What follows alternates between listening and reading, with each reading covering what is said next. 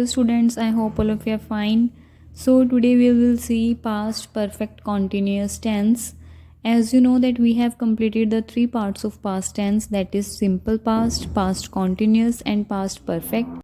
So today we will see past perfect continuous tense. So let's start. First of all, what is past perfect continuous tense? Past perfect continuous tense हम use करते हैं ongoing actions को describe करने के लिए, लेकिन वो on going actions कब होंगे? जो पास्ट में हो चुके हैं और पास्ट में ही कंटिन्यू हैं किसी और टाइम पीरियड तक।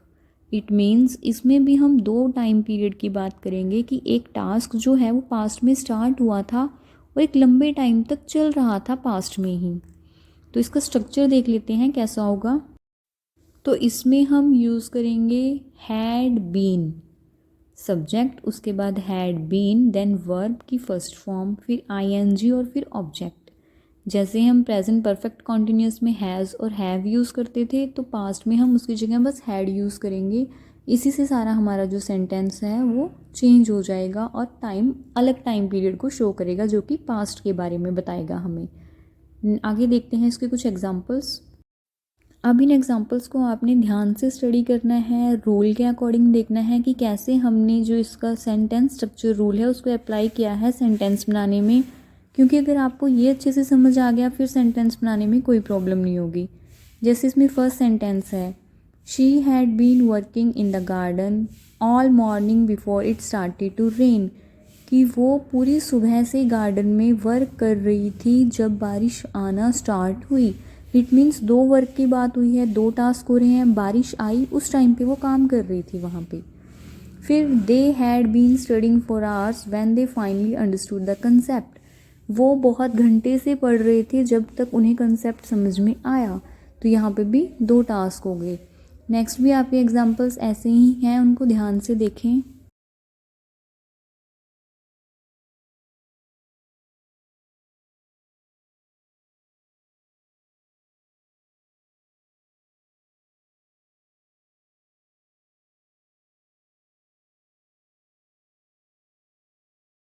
नेक्स्ट वी विल सी कि जो नेगेटिव फॉर्म है उसकी वो कैसे हम फ्रेम करते हैं।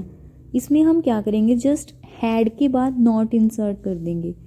मतलब जहाँ हम हैड बीन यूज़ कर रहे थे वहाँ पे हम अब हैड नॉट बीन यूज़ करेंगे, बाकी सारा सेंटेंस स्ट्रक्चर जो है वो सेम रहेगा।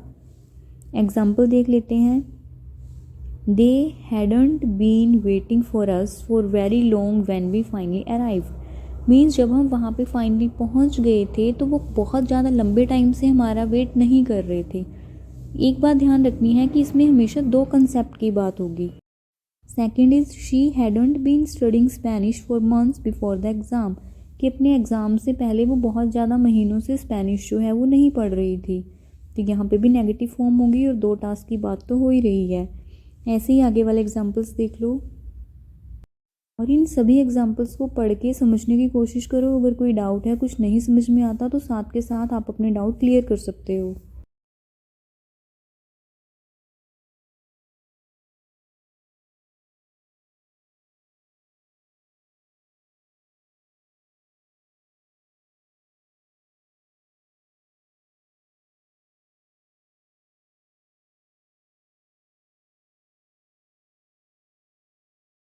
नेक्स्ट, अब हम इन सेंटेंसेस को इंटेरोगेटिव या फिर क्वेश्चन फॉर्म में कैसे चेंज करते हैं। यहाँ पे हमें क्या करना है, जस्ट हैड को आगे ले आना है और लास्ट में क्वेश्चन मार्क इंसर्ट कर देना है। जैसे had they been living in New York for many years before they move to Los Angeles, it means क्या वो लॉस एंजल्स जाने से पहले बहुत सालों से न्यूयॉर्क रह रहे थे।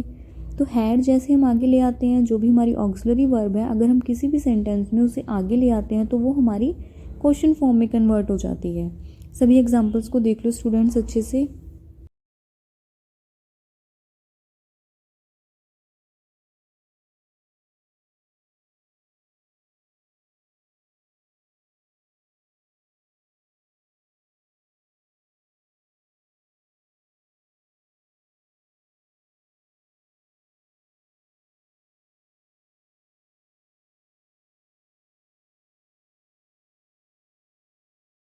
तो ये हमारा पास्ट परफेक्ट कॉन्टिन्यूस टेंस का कंसेप्ट था। हमने उसकी नेगेटिव फॉर्म भी देख ली, इंटेरोगेटिव फॉर्म भी देख ली।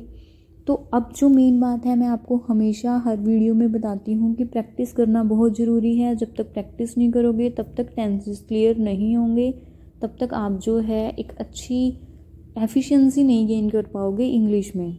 तो प्रैक्टिस जो है वो बहुत ज़्यादा मस्ट है, यही हमारी स्किल्स को रिफ़ाइन करेगी, इम्प्रूव करेगी। अगर हमें मास्टरी करनी है अपनी कम्युनिकेशन स्किल्स में तो हमें जो है प्रैक्टिस करना बहुत ज़्यादा ज़रूरी है। तो आई होप आप सबको जो है समझ आया होगा ये सारा टेंस। अगर किसी को कोई डाउट है then they may ask to me. Thank you students.